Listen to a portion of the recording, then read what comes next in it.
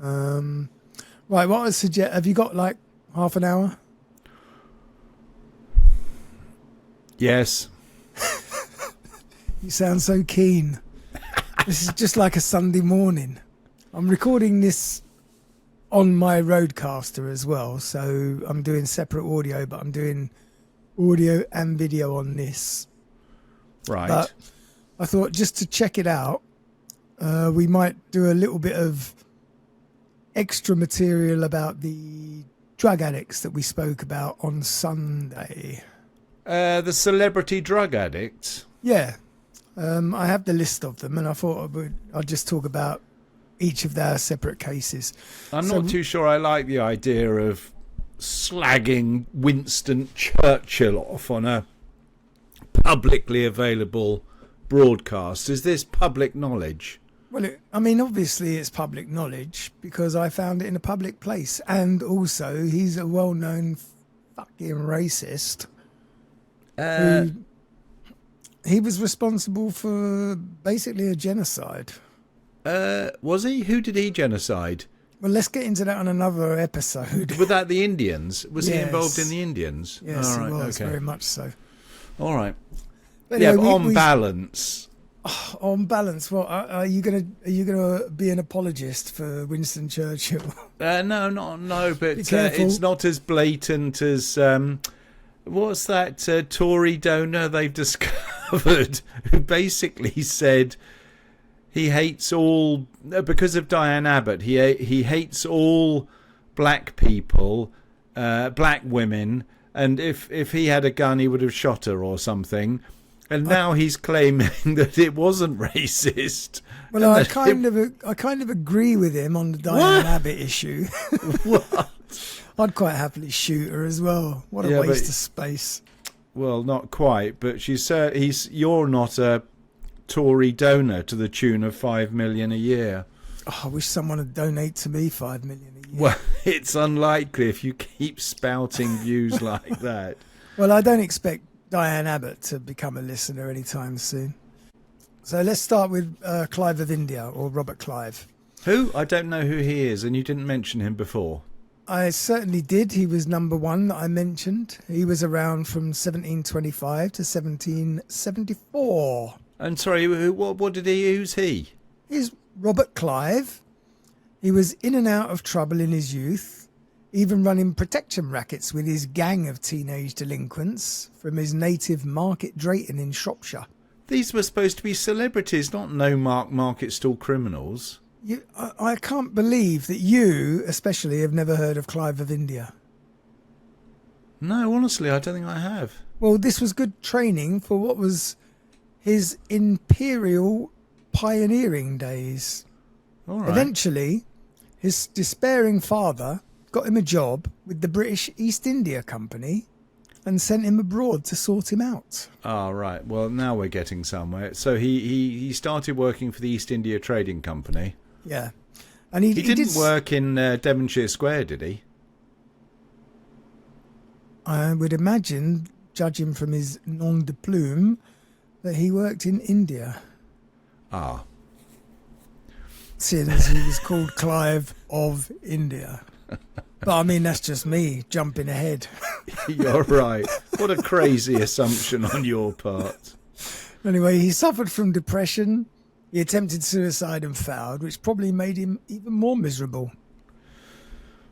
Now, as Britain and France fought for the control of the subcontinent trade, Clive became a soldier, and he gained quite a reputation as a formidable and fearless fighter. I don't remember the Frenchies trying to take over India. I thought they were involved in other things. Oh, the Indian trade route was well contested by more than just France. Oh, well, actually, of course, you're right, because they had a lot of interest in the Indian Ocean, and I've been to some of them.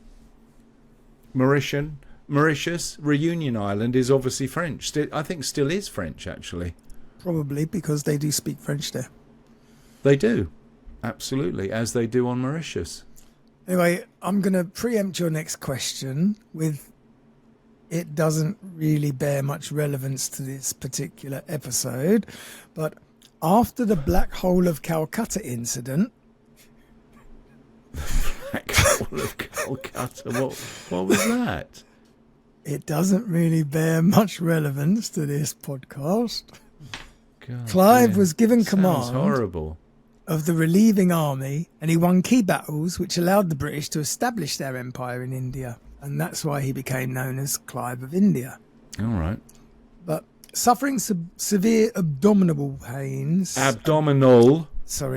Suffering severe abdominal... Oh, I've done it again. God's sake, abdominal. It's so easy. Can someone lend me a pair of lips? Why are you putting in an extra vowel? No, it's not a vowel. What's the expression when it's Consonant. a sound? No, when it's a sound. An extra syllable. Syllable, thank you. Is that what it is? Suffering Syllable. severe abdominal pains. Yes. Clive became addicted to opium, which wouldn't have helped his mood swings much. No, opium can't be good for people who suffer depression.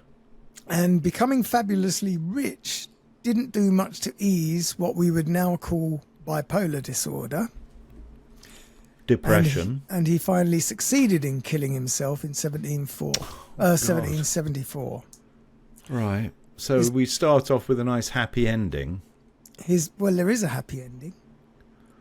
His pet tortoise outlived him by 232 years, dying in Calcutta Zoo in 2006. What? Yeah. They don't live to 200. There's 70 years as a tortoise. I can only say what's written in my research. Yeah, but... I'm pretty certain that there are much older than 70-year-old tortoises. Well, now I've got to look it up, haven't I? I can't let that slip. Okay, How would you look it up? What's the most obvious question? Oldest living tortoise. No, or oldest tortoise. That's basically what I said. No, you said living. How do you spell tortoise? T-O-R... T-O-I-S-E. T-O-R-T-O-I-S-E. Tortoise. Ah, yes. Tortoise. Very good. Yes. Oldest tortoise. Carry on. I'll fill you in on the details. Is it really taking you that long to actually Google that? No, you're absolutely right. I mean, Jonathan the tortoise... So, Jonathan the tortoise is 191 years old. He's alive, 2024, and he is known to be the oldest living land animal. At the moment. Yeah. Well, there you go. There you go. So let's move on to our number 2, which was Horatio Nelson. Oh, he lives in the Seychelles, in Mauritius. There's it's like trying to herd cats talking to you sometimes. Oh, butterfly. Ooh. Yes.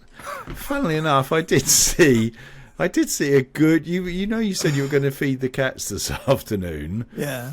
I saw an excellent little video of 3 cats sat on 3 sides of the table, and they had a plate in front of them and a bell. And they rang the bell and they got a little bit of dry food, and then the next one rang the bell and they just kept going around in circles, ringing the bell and getting the food. I thought it was pretty entertaining. I've seen that before. Yeah. I thought that's what you might be doing. Similar, except there's more claws and fur involved. Yes. Yeah. Sorry, number 2. Horatio Nelson. Ah, yes. 1758 to 1805. He died quite young, 50 He years wasn't old. Napoleon, was he? That was someone else. Yes, this is Nelson. Napoleon So was he the had Frenchie. 2 arms. No, he lost an eye and an arm. So hang on. So Nelson only had 1 arm and 1 eye, as it sounds. No, yes, Nelson had... Oh, God. I've already just finished a day's work and you're making me do another one.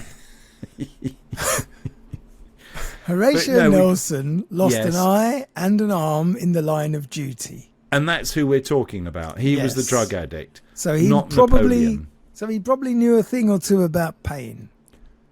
Did he ever meet Napoleon in battle? Yes. Oh, he did. So I mean, there is a connection there. So it's hardly surprising that Britain's greatest naval hero became dependent on opiates. Now, he was a bit of- Oxycontin. Yes, he used to go to Boots quite regularly to fill his prescription in Crouch End. I saw him there many, many times. Many times. Well, it wouldn't have been Crouch End, would it? He lived in Trafalgar Square. Yeah, but he probably frequented the brothels in Crouch End. Is that what you think? He lived in Lower Regent Street but went to Crouch End for a bit of How's Your Father? Well, they like a bit of rough, as you know, being posh.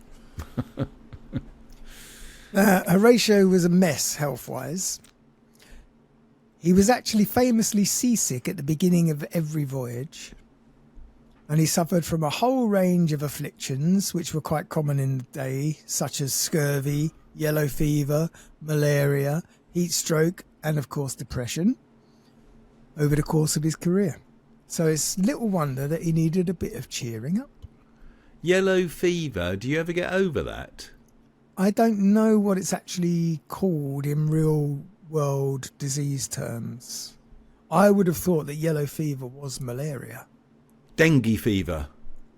Is it dengue? Yeah, don't that's probably treatable God. but not curable. I hope my battery on my telephone lasts for this episode because it seems to be... What do you mean your telephone? What are you doing on your telephone? I've got to Google yellow fever now. I can't leave the audience in suspense. You're sitting in And I front can of a spell computer yellow screen. and fever. Yeah, but I can't do that. I am. Yeah, but you're a sign into Google. Stupid. You don't have to. You can continue It's mosquito without. borne. So it is malaria.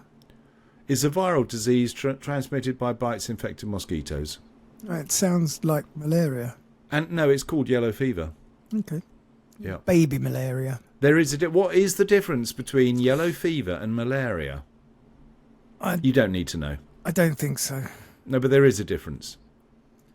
So it was Nelson that gave us the expression to turn a blind eye. After famously, and probably apocryphally, ignoring the signal not to attack at the Battle of Copenhagen by putting his telescope to his damaged eye and claiming he couldn't see it. What? What? He sounds like an idiot.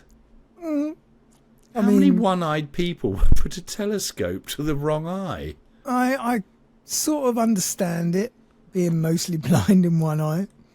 You're blind in one eye, are you? I've certainly got one eye that's more degenerative than the other. Really? And I forget which one it is, so if I need to cover one up to focus better, I cover the wrong one usually. Anyway, he lost most of the sight of his right eye due to a shell explosion, although he never wore an eye patch, despite the popular image of him with one on board. Eggshell, are we talking? No. Probably an artillery shell. Oh, I see how you do this thing. You just press the plus button. There you are. And now I've got a new tab. Oh, have you I worked can out do anything. tabs? Welcome to the 19th century. Oh, no, we're sorted. Yep. Okay, carry on. So in 1797 in Tenerife, he was hit by a musket ball which shattered his right arm. And because experts, doctors, amputation, which was probably not necessary, was not a clean or painless operation in those days. And he was... Have you ever thought why doctors don't respond to your x-rays? Do you think they might have listened to some of these podcasts? And I think if I listened to them and I was a doctor, I'd say, fuck it, let him suffer. Well, I've never heard anybody rant so much about doctors. It is a pet rant of mine, it's true. Really? So he was left to recover with brandy and an opium pill, and supposedly back on duty and giving orders half an hour later, but with the beginning of a habit that he would take to his grave. Okay. So then we come to William Wilberforce. 1759 to 1833. And despite having gone down in history as the leader of the abolitionist movement against the transatlantic slave trade, Wilberforce was not the politically correct liberal that he was made out to be. He's American. He was actually UK, I think. So hang on a second. We've had 3 people from the UK. They're all junkies. Are you saying that it was only English people in these days that had drug problems? No. Have you got any foreigners? You got Churchill. How many non-English have you got? Well, let's carry on down the list and find out. I reckon this was written by an anti-English person. Why? We pioneered drug addiction. What's wrong with that? Is that a claim to fame that the English were the pioneers in serious drug addiction? Especially amongst our famous celebs. At least they admitted it in those days, not like today when they all pretend they don't even know how to use a straw. I bet Napoleon, I reckon he... hang on. They were all at it. Napoleon's got his arm in the sling. It was Napoleon who did his who's only got one arm. There was plenty of sailors with missing limbs. It wasn't just one. So are you saying that both Nelson and Napoleon, 2 famous sailors beginning with N, had lost their arms? Or use of? Yes. Bloody hellfire. Well, it was risk and reward. If you wanted to get far in those days, you had to put yourself in the front line. All right, so let me ask you a question. Was it Nelson or Napoleon who had a girlfriend called Josephine? Napoleon. All right, I'll let you off that one. Not tonight, Josephine. Is that what he... Oh, of course it is. That's his... What was Nelson's girl called? Did Nelson have a wife? Yes, Mrs. Nelson.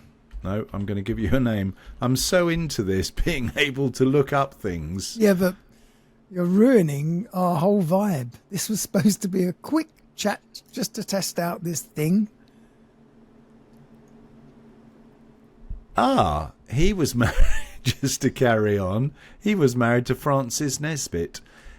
Right, carry on. Isn't she an actress? I thought I saw her at the Oscars last night. Carry on. Wasn't she in Peaky Blinders? She might have been. Right, carry on. Okay, so despite campaigning for the end of the slave trade, he wasn't actually all that keen to see an end to slavery itself, believing that those already in bondage were unfit for anything else. Nice. So around about Easter time, 1786, Wilberforce became a born-again Christian, giving up alcohol in the process. Never trust one of those. Why? What's Christianity got to do with giving up alcohol? It depends on your brand of Christianity, doesn't it? Does it? Yeah, you can. I mean, you have your Orthodox Christians. Oh, sorry, that. What is going on? Complaining about me changing the subject, and you've got a cat running wild. That was Ronnie on my soundboard. Back away, Ronnie. Naughty boy. Jesus turned water into wine. He couldn't have been anti-alcohol. Did he drink it though? Yes. Or did he just spike it and hand it out to the ladies in the congregation? Oh dear, that's blasphemy. Who knows? Blasphemy. So anyway, like women's suffrage, gay rights and other historically unpopular causes that eventually get accepted and mostly taken for granted in the end, Wilberforce's radical and extreme ideas regarding the abolishing of the slave trade were at first met with ridicule and derision, and his ideas were blocked at every step during the 1790s and the early 19th century. When did women get the vote? It was nowhere near then. No, but it was comparing the abolition of slavery to women's suffrage and other initially unpopular causes. All right. Suffering from ill health for most of his life, and no doubt also needing a bit of cheering up, He was prescribed the new wonder drug, opium, and soon developed a habit. And although he was too ill to lead the final charge, Wilberforce did live to see a gradual change, dying 3 days after the final passage of the Emancipation Bill had been accepted. All right. He sounds like a decent bloke. So anyway, several establishments are named after him, including a barrister's chambers in Lincoln's Inn, as well as a street in Finsbury Park. Right. Both in Londinium, and I actually lived in Finsbury Park, so I do know Wilberforce Street or Wilberforce Road. Anyway, it's there. Now, you did take a particular interest in Chopin, Frédéric Chopin, 1810 to 1849. He died at 30 years old, basically. Holy shit, that's not very good. And he managed to compose all that stuff. Bear in mind, he was the son of two musician parents, and like Mozart, Beethoven and Mendelssohn before him, he was a child musical prodigy. And he gave his first public concerto performance at the age of 8, so he had a good 22-year career. Yeah, yeah.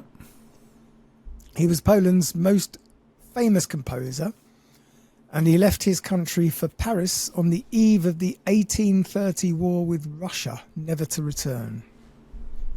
Establishing friendships with other leading musicians of the day, including Mendelssohn, Liszt and Berlioz, he became one of the leading lights in what is known as the Romantic period, composing the Minute Waltz, Fantasy Impromptu and numerous sonatas, preludes and other masterpieces. Have you ever been to a classical concert? Of course. Oh, you have? Oh, good. Yeah, many times. They used to have open air ones over at Kenwood House on Hampstead. All right, excellent. And that was always a really nice way to spend a summer evening with a bottle of wine. Absolutely. A couple of spliffs and a bit of Charlie.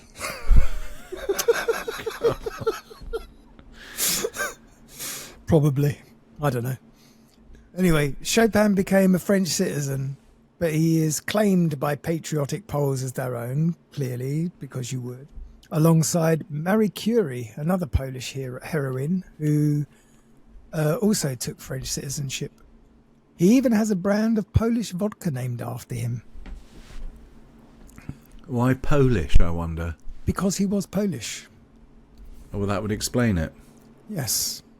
Do you even listen to what we talk about? Yes, I'm just reading about Napoleon.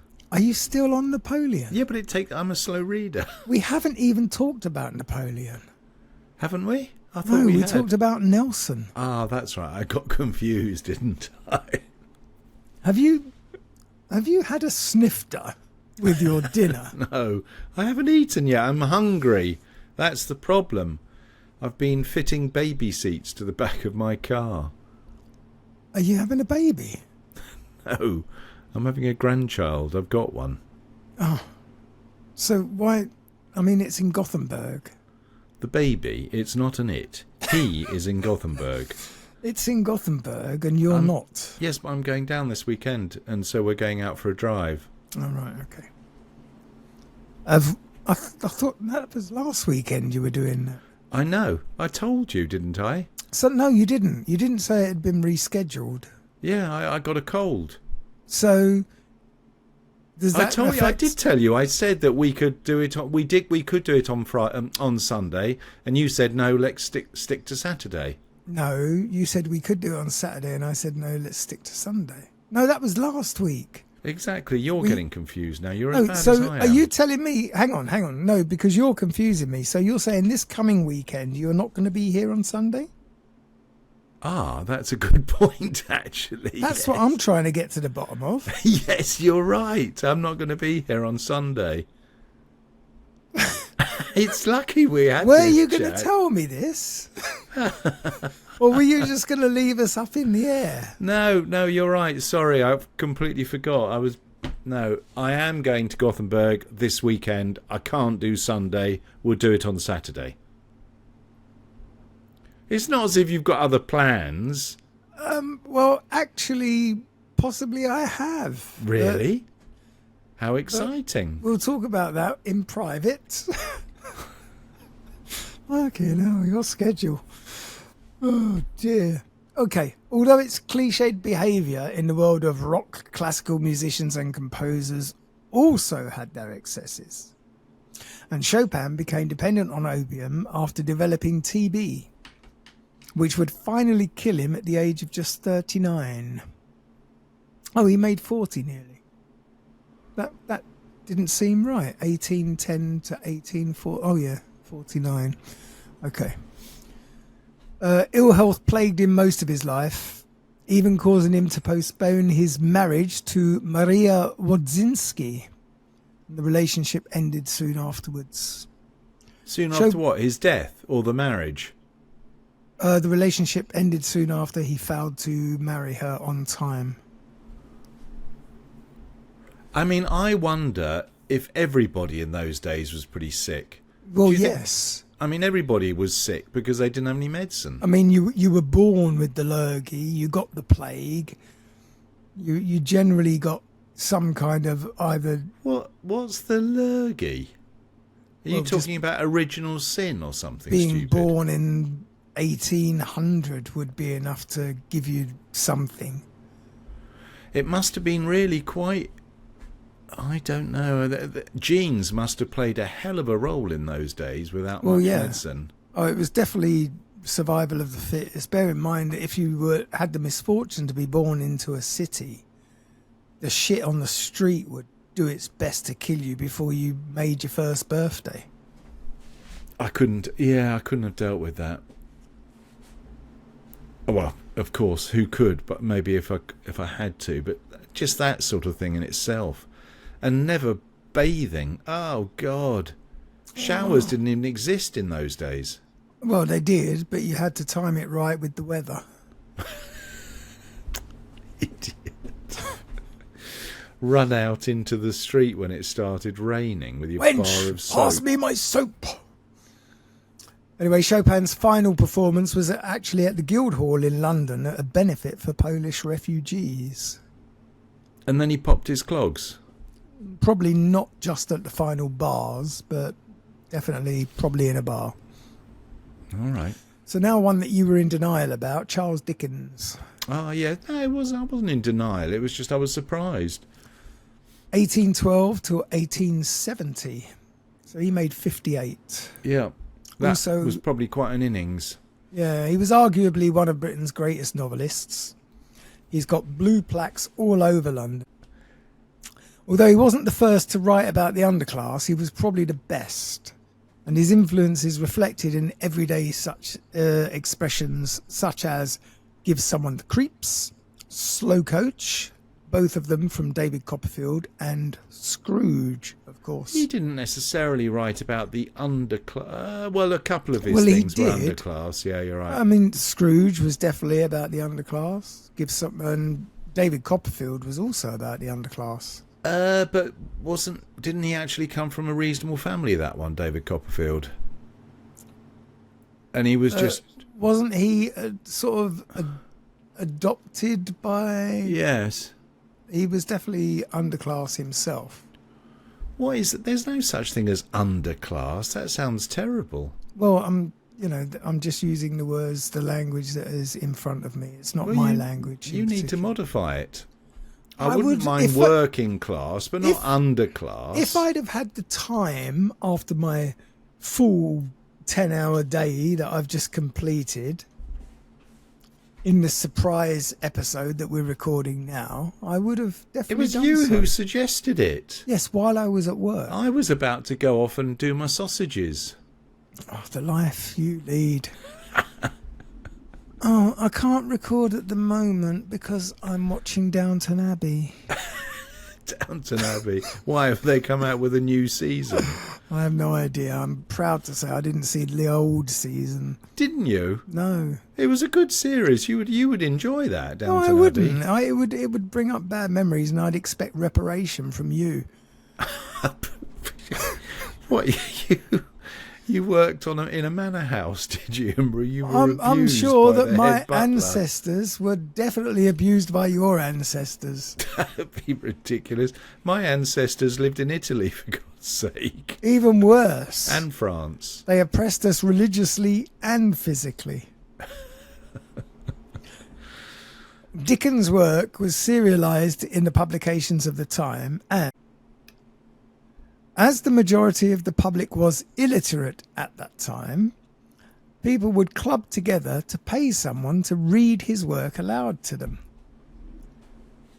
J.K. Rowling is actually credited for encouraging more reading amongst children, and Charles Dickens is credited for encouraging literacy itself.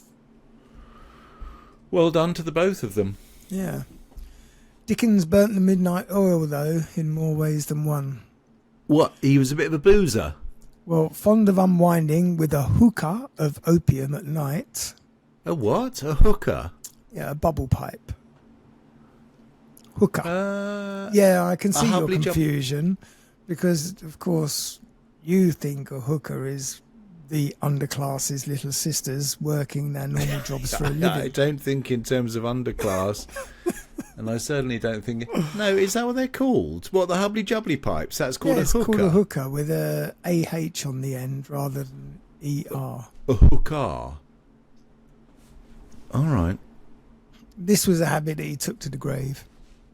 He died of a stroke aged 58 in 1870, and whether this was habit-related, we can only speculate. So, sorry, when did he start smoking the hookah? I don't know.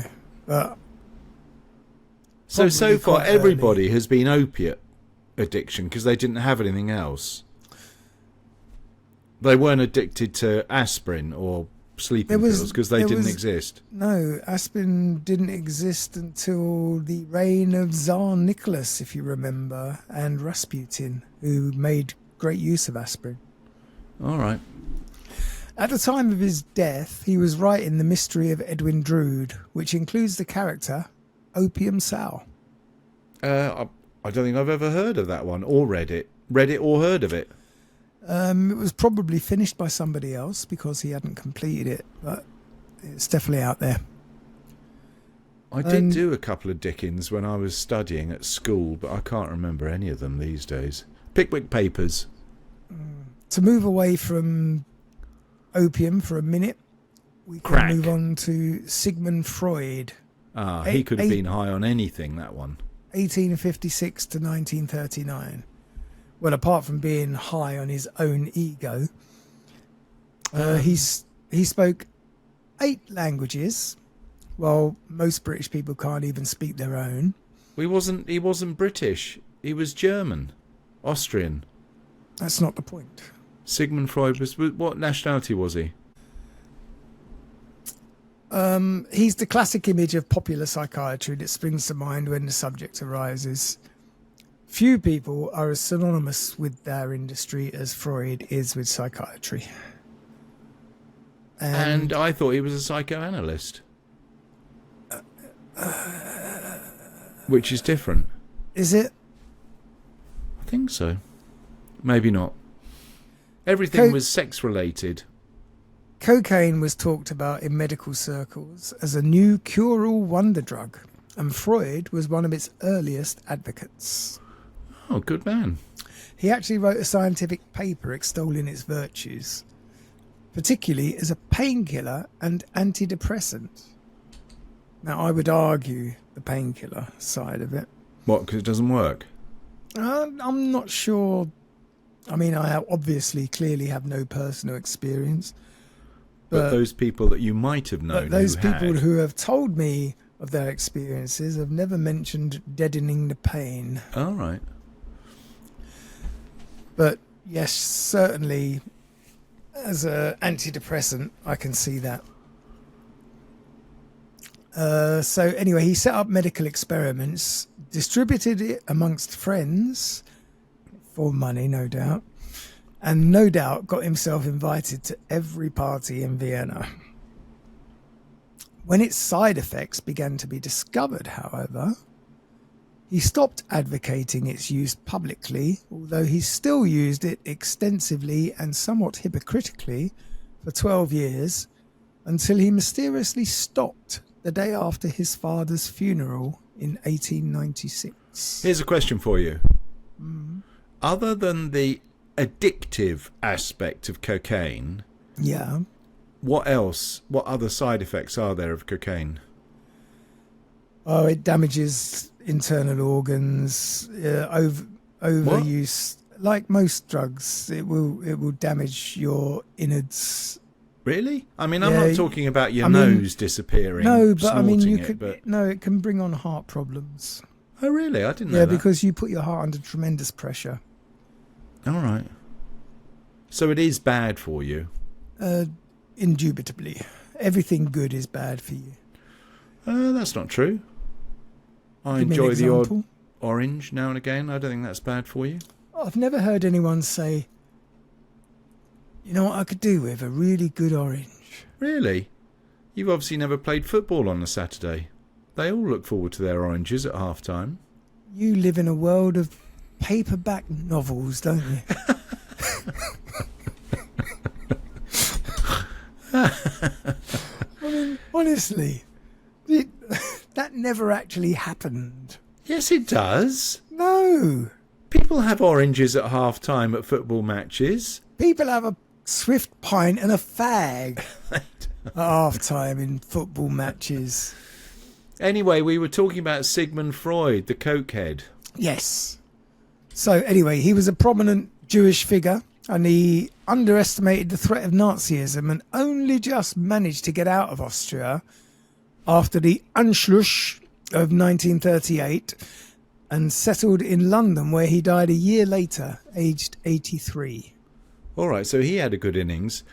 Sorry, I can't actually remember, and I really should know this. The Germans, they didn't actually invade Austria, did they? They sort of walked in. Yes, I mean, bear in mind Hitler was an Austrian, so he felt every right to just sort of declare it his. So they didn't exactly surrender, but they just didn't put up a fight, sort of thing. I think they just said, welcome, how long do you think you'll be staying? And Hitler said, as long as I damn motherfucking like. All right, yeah. So now we come to my particular favourite, Tsar Nicholas II, 1868 to 1918, who wasn't happy with just one addiction. He went for the triumvirate: opium, cocaine and morphine. Opium, cocaine and morphine is a heroin derivative. Yes. I'm surprised he had time to do all three. Well, did he take them at the same time or in, consecutively? Well, I've only been to 2 parties with him, so I can't say for sure, but he was definitely a party animal. Do they cancel each other out? Because you have uppers and downers. So if you're taking cocaine, heroin, and what was the other thing? Opium, cocaine and morphine. They they're might definitely cancel each other out. I would say there's definitely 2 down and 1 up there. All right. But he was, the massacre of the last of the Romanovs and his family brought Imperial Russia to an end and heralded the establishment of the Soviet Union under the Bolsheviks. Yeah. The last Tsar of Russia, Nicholas, didn't have an easy time of it. Like many of Queen Victoria of Britain's descendants, his son Alexei was a haemophiliac, if you remember. No. And Victoria, this is how Rasputin got his in with the Russian royal family, wasn't it? Because that's right, yeah. He miraculously cured the haemophilia, and basically he did this by stopping the Tsar's doctors by keep dosing the kid with aspirin, which is a well-known blood thinner today. Yeah, you're right. So, like many of Queen Victoria of Britain's descendants, his son Alexei was a haemophiliac, and Victoria, being the carrier in this particular case, because he married one of Victoria's sisters, if I remember, or something. Oh, it's a blank as far as I'm concerned. It's going back a while now. But anyway, he was often in agony, was young Alexei, from internal bleeding in his joints. And the not-so-holy man, Grigory Rasputin, was the only person who could relieve his pain, likely by using hypnosis and, as we discussed in the Rasputin episodes, making sure that none of the other doctors interfered with him. Yeah. Via aspirin, I'm talking about. Rasputin was an interferer, but mostly of women. That's right. State-sponsored anti-Semitic programs were rife across Russia, and Jews were fleeing west across Europe and to America. And the war against Japan at the beginning of the century had gone badly. Crops were failing across the country, and demonstrators against the Tsar and his government were being massacred in the cities. On top of all that, the First World War wasn't going too well. The whole country was in chaos, and the Tsar and his family were presumed to be living in luxury away from it all. Nicholas suffered from a number of physical ailments brought on by stress, and he spent his last 2 years high on a cocktail of addictive and dangerous uppers and downers, as well as hallucinogens. Whatever happened to that doctor who prescribed Michael Jackson that ludicrous quantity of painkillers or whatever? Is he in prison? I highly doubt it. Wasn't that what's happened to Michael Jackson? Wasn't it? Isn't it his doctor who actually his prescribed some, horse quantity of painkiller? His doctor basically murdered him. He's not the first, and he won't be the last. Oh, sorry. I've got to remember not to mention doctors before you suddenly go off on a rant somewhere. You did leave me an open goal. Yeah, well, clearly, I won't do that again. Visitors to the Winter Palace would comment on his ghost-like appearance, his apparent lack of concern towards the impending crises, and his indifference towards the danger that he and his family were in. So on to the one you didn't want to talk about, Winston Churchill. 1874 till 1965.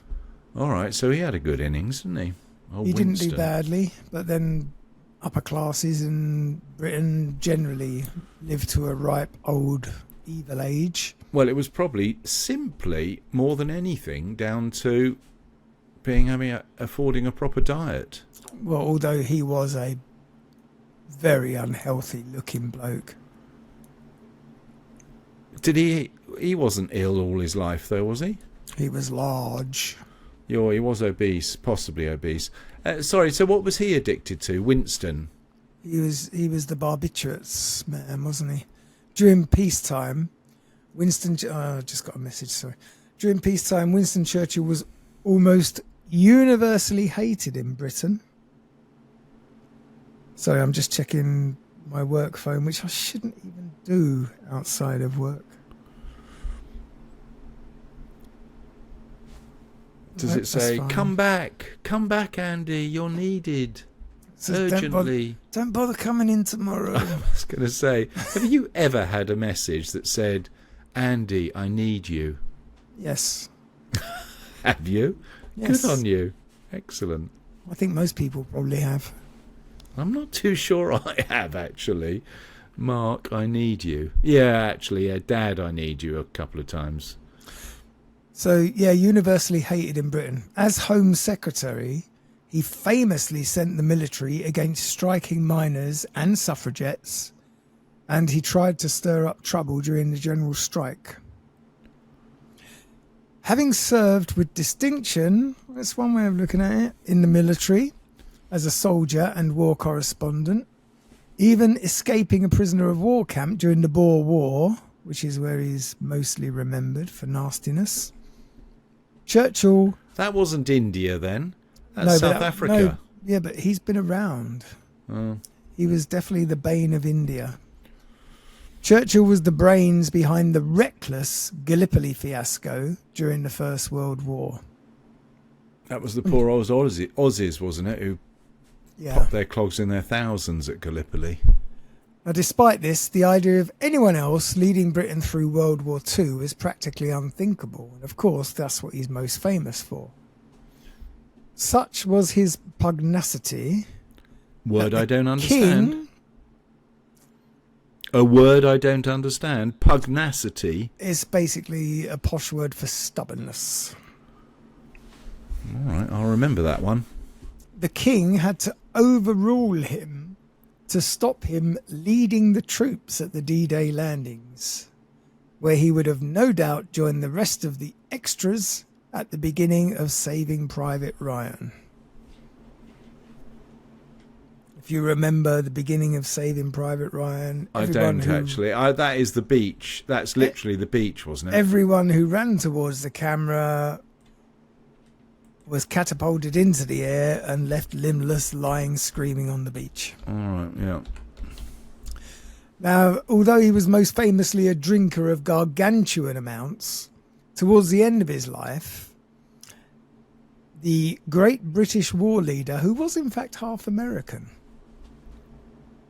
suffered from his black dog, as he called his depression, and he became hopelessly dependent on his Majors, Minors, Reds, Greens and Lord Morans, named after his doctor, right through his second stint as British Prime Minister in the 50s.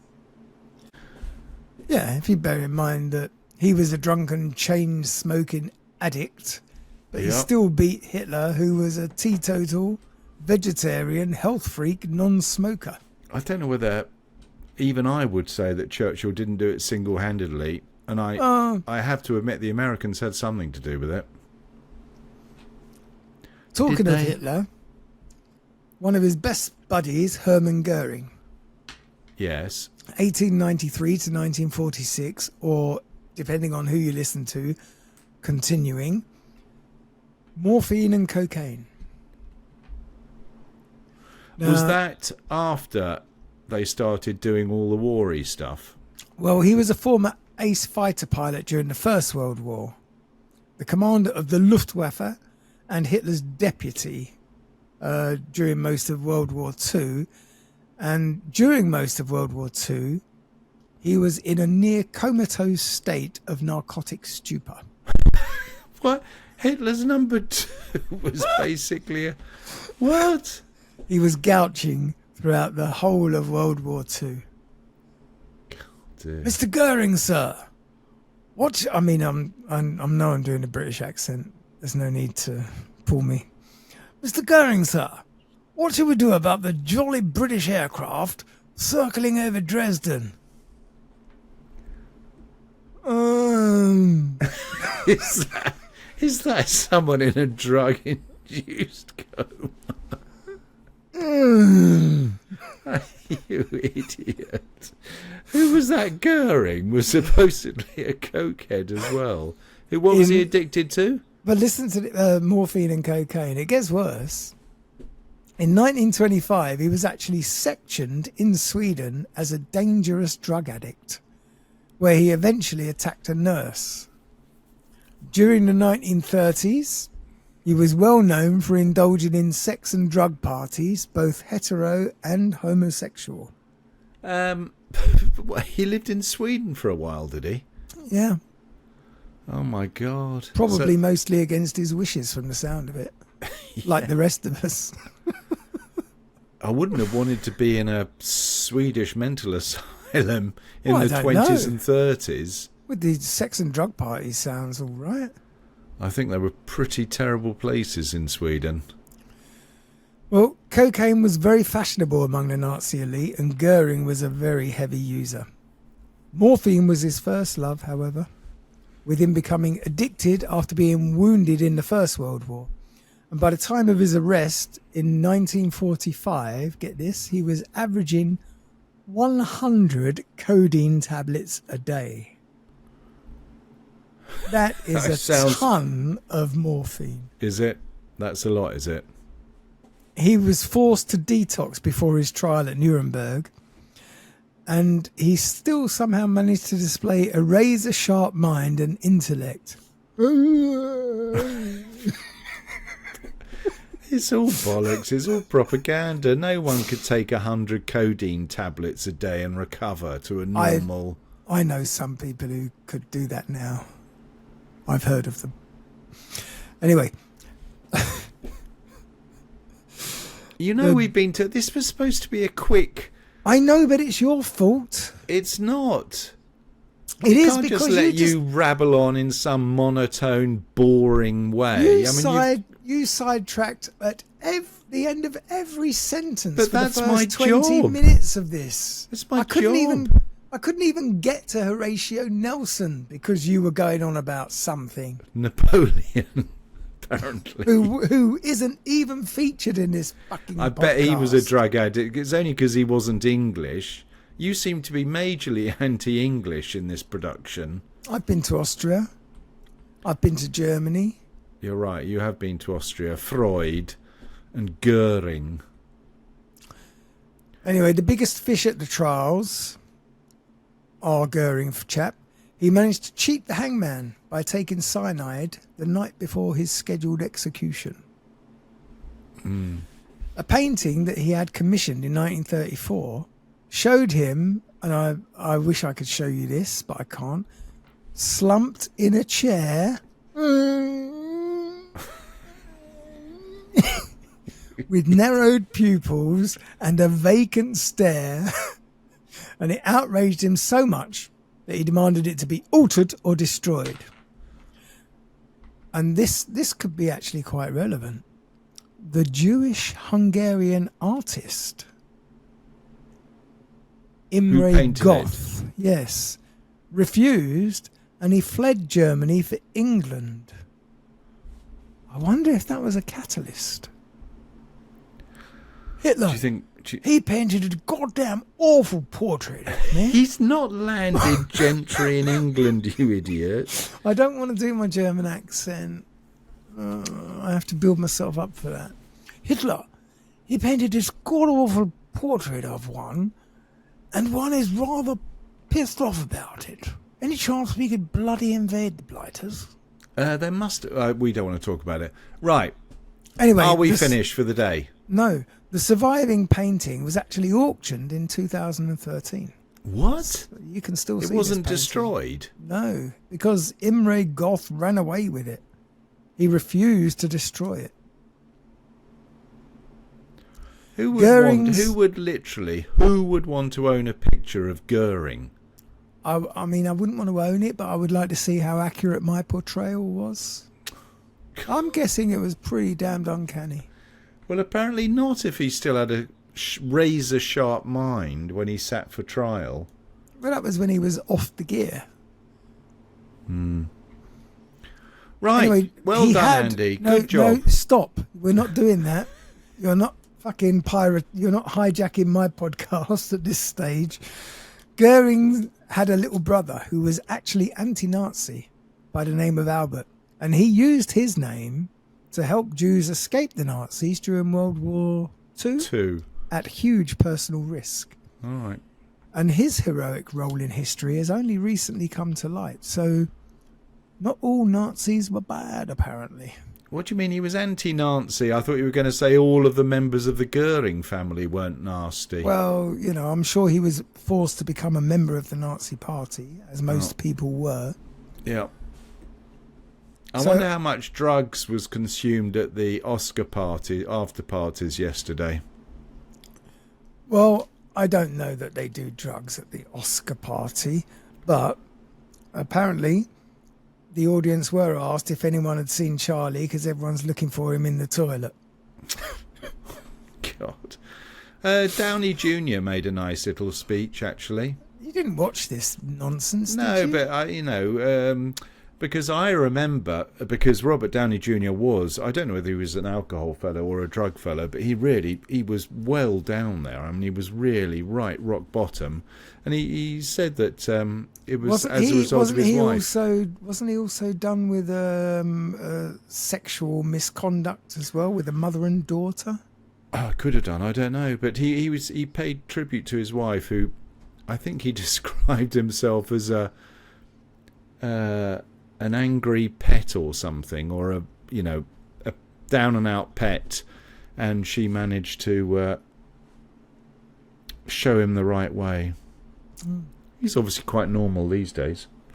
Incredible. Yeah. Well, so then we'll come to Anthony Eden, who lived from 1897 to 1977. And he was actually Winston Churchill's successor. So it wasn't the one I thought it was, holding up the piece of paper. No, that was the fellow before Churchill. Yes. God. But anyway, after his second stint as Prime Minister, Anthony Eden took over from Churchill, and he had some very big boots to fill. Drug-wise. Drug-wise and reputation-wise, really. So Anthony Eden Yes. will be forever associated with his own war, which was the Suez debacle, which in 1956 saw Britain finished almost overnight as a world power. That's a bit of an exaggeration. I don't think so. Once we lost control of the Suez Canal... Britannia rules the waves. I apologise to all of our listeners everywhere for that. Well, luckily, hopefully they know me well enough that they know I'm not particularly pro-British, that's for sure. General Gamal Abdel Nasser of Egypt nationalised the Suez Canal, much of it to the anger of Britain and France, who decided Nasser was another Hitler, and that nationalising a canal that ran through his own country was tantamount to invading Poland. I mean, it is a bit cheeky, isn't it, to just say that's our bloody canal in your country, mate. Was it the English and the Frenches who made it? Well, a dodgy deal involving Israel declaring war on Egypt with France and Britain moving in to mediate, thus taking back control of the canal, backfired. And then, of course, the US got involved. Dwight Eisenhower gave everyone a good telling off, but Nasser's position was stronger than ever, and Eden was humiliated. Suffering from numerous health problems due to complications from an ulcer, he resigned a year later in favour of Harold Macmillan. Now, Sorry, aren't we talking drugs? What's he got to do with drugs? I'm just getting there. I'm just giving you some backstory on Anthony Eden and why he decided he needed to become a junkie. So he was in constant pain, taking numerous drugs such as speed, benzodrine and drinamyl. This didn't help with his mood swings, and he was often prone to hysterical outbursts about Nasser when intoxicated. It's likely that his use of stimulants wasn't an aid to his judgment during the Suez affair. I would imagine not. I would imagine not. And our last chap that we mentioned... Thank God for that. Well, it's a good job that we're doing this, actually, because otherwise we'd have nothing to pump out on Sunday. We're doing it on Saturday. We're not. We can use this as our episode, as a part 2, as it were. Well, if I'd known that, I would have put a bit more effort into it. Oh, I think you've put enough effort into it. Fucking hell, any more effort will be here till 9 o'clock. So our last one is Leonid Brezhnev. Well, Leonid. I know. I was trying to work out who the drunk was. Well, it's all of them except Putin.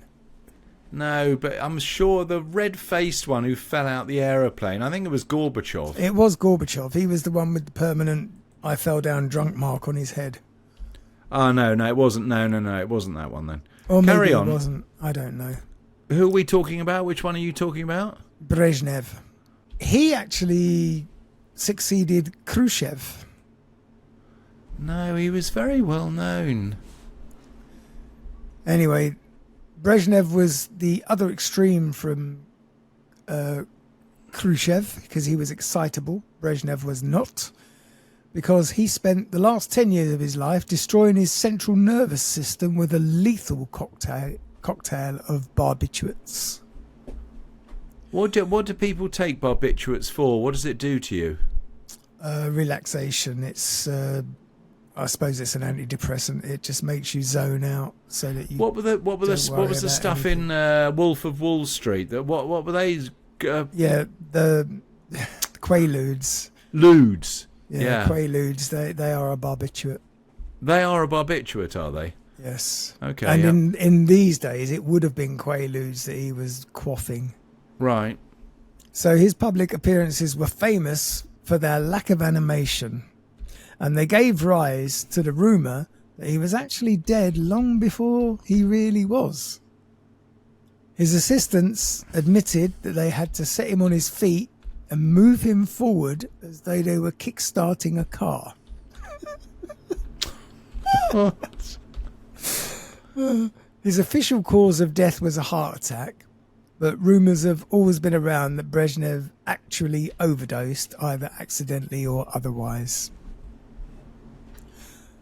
After Brezhnev, the Soviet Union went through two other inanimate leaders, Yuri Andropov and Konstantin Shchenko, who both looked equally lifeless as Brezhnev, and who both died after 2 minutes in office before Gorbachev took over. And then the Soviet Union collapsed a few years later after having a barbiturate addict running the place. Russia later got an alcoholic, Boris Yeltsin. Boris There's your Yeltsin, man. thank you. Finally, we got his name, Boris Yeltsin. Let's see if we can find a picture of him falling out of the aeroplane. I mean, he was crazy drunk. Yeah, so he was the last one. He must have been the last one before Putin, Could have been. because Putin's been there forever. That was ever, him. Ever. 1991 to 1999. Well, yeah, then that is the last one before Putin. Yeah. Well, there you go. There's the background to all our rather famous junkies. We could literally do 10 years worth of episodes of people who were famous drug addicts. Yeah. And why not? Maybe. Boris Yeltsin. Yeah. Oh, I just realised it's got quite dark in here. Alexa? Oh, Alexa's not working. Well, in fact, actually, you're right. It's literally, I can hardly see you. Unlike yeah. me with my new web camera lamp. I didn't realise because I'm using... There we go. How's that? I'm using a different browser to read my notes. All right, yeah. So I didn't see So it's that not I was as light getting as it darker and was darker. before. No. So anyway, thanks for listening, everyone, and thanks for watching. If this goes out on video, What? I would I have dressed up so people can see what I'm doing. well, yeah. So I hope you weren't sitting there picking your nose. I was just about to say, how? What? I mean, you're lucky I wasn't sitting there with me wang out, which I normally am. Hopefully not. But we'll see how this turns out. It might be that I put this up on YouTube as well as on our normal podcast platform. Depending on how it turns out. We'll see. All right. I'd like to look through it again. And I've got, can you see, hang on, how do I point it? Have you got a dildo on your windowsill? No. Where's my finger? What's that? It's a That's the Hoover camera. tube. Oh, yeah, you've got your vacuum cleaner in the I've got my background. vacuum cleaner out. Is it a vacuum cleaner or is it a man's sex toy? No, it's definitely a vacuum cleaner. Though now you mention it. We'll leave that open to the viewers or listeners. Anyway, thanks for listening. If you enjoyed this and you're watching this, listen to the first part on the podcast and join us for our regular podcast at strangestuffpodcast.com. where you can listen to us. You can also catch us on Spotify, Apple, and all the other podcast places. Follow us on, I don't know, the Facebook thingy, the Instagram thingy, all those places. I don't know, everywhere.